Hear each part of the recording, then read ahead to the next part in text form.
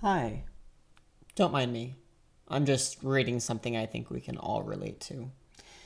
It's about a personality disorder and how one might act within that.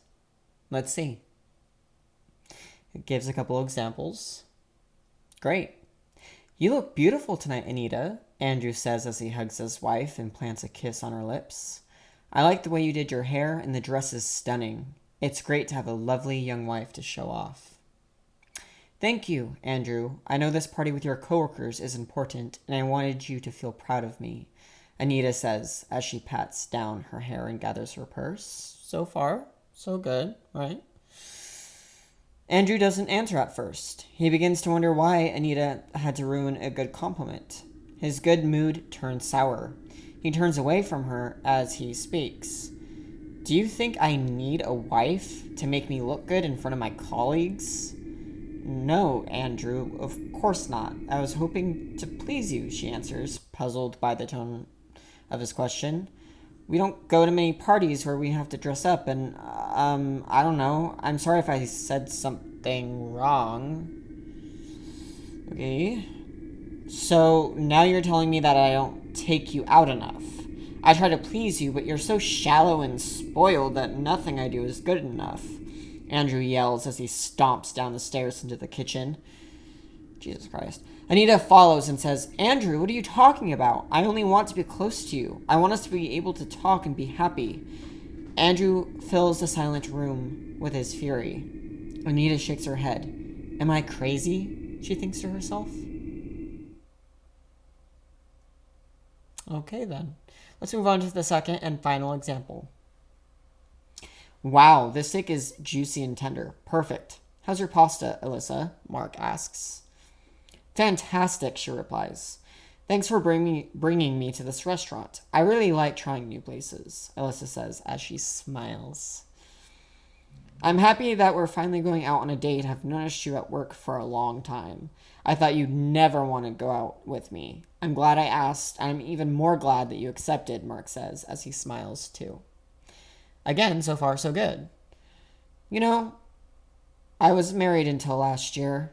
I stayed away from men for a while. My breakup was tough and I needed to work on getting myself to a better place, Alyssa confides. But I'm ready now to get back into the dating scene, and going out with you seems to be a perfect start. Tell me about yourself, Mark. Well, I've worked at this company since I finished my MBA a few years back. I'm hoping to stay here for another couple of years. The company has been good to me. You know, I was made district manager last year, Mark says. How about you? What are your hopes and dreams? Alyssa's face becomes serious. She's flooded by sadness. Hopes and dreams. Those went out the window when my marriage broke up. I wanted a family. Now I have nothing. Jesus. Oh, Alyssa, I'm sorry I brought that up. I guess I was stupid. I was talking about the future, not the past. I hope I didn't upset you, Mark says as he reaches for her hand across the table. She pulls her hand away and says, Don't be condescending with me, Mark. Just because you're damn perfect doesn't mean you have the right to shove it in my face. Alyssa, gosh, I didn't mean... I don't know what to say. I'm a bit confused. Really, can we start over? Mark asks. No, Mark. I don't think so. As a matter of fact, I'm ready to go now. Thanks for dinner. All I have to say to that, really, truly, is what the actual fuck? I would never want to be in the same room as someone with BPD, let alone I'm fucking up. What I just read to you were a few passages from a book called Borderline Personality Disorder for Dummies. Borderline personality disorder, shortened as BPD, is a condition, a personality disorder, in which one feels as if they're going to be abandoned at any moment. If I read that book and had no idea what BPD was, I wouldn't want to be in the same room as them, let alone be friends with someone who has BPD or be in a relationship with them for sure. But when I first read that, my immediate reaction was disgust and confusion, because guess what? I have BPD, and I do not act anything like those people did in those passages. Not whatsoever.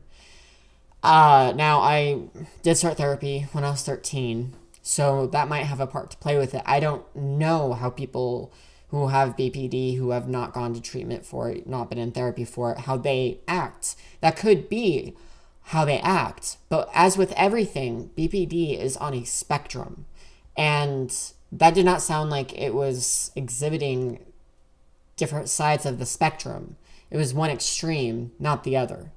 And now, I'm not going to lie, I have had instances where I've pushed people away, where I have ended relationships and then begged for them back.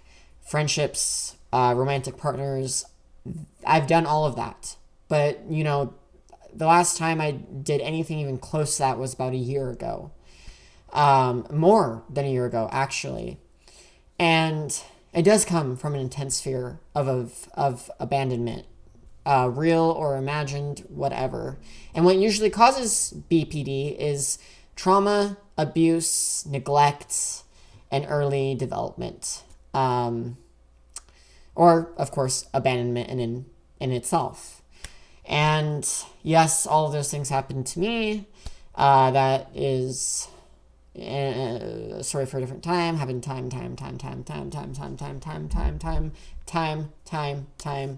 again. So, this isn't a woe is me party. I mean, if you'd like to throw me one, I would gladly accept cash or a moment of silence. But my whole point in this is that, you know, it's almost more stigmatized than schizophrenia. It can be perceived as worse than someone who is an actual psychopath by people who are not educated on the subject. Some psychiatrists who aren't even equipped to handle with it because they went to school a couple decades ago when this was a new personality disorder. And now there's a lot more light on the matter, on the subject. I have hurt people due to my BPD. But through years of therapy and self-reflection and growth, I no longer do many of the things I used to at all. You know, I tell people, oh, hey, I think my BPD is acting up. I want to kind of, you know, push, but I'm not going to do so. You know, it is hard to live with and it's hard to deal with for other people, but it is not nearly as bad as that book just made it seem. It's not as bad as some websites make it seem either. It's not really, or at least doesn't have to be, that detrimental. I have a friend who's in a relationship with someone who has BPD, and to my knowledge, last I knew, they were untreated, and they were closer to the people in that book who had BPD, but still not the same level whatsoever. And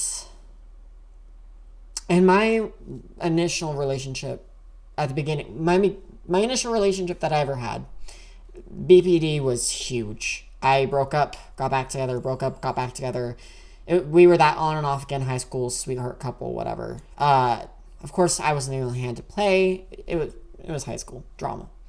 But that carried over into my next and current relationship for a little bit. Again, not completely one-sided, but there were threats more so than anything else about leaving. And the last time I ever did something like that, really, was to a friend around January of last year. And it happened because he scared me. He said something that wasn't bad at all. In fact, it was the opposite of abandonment.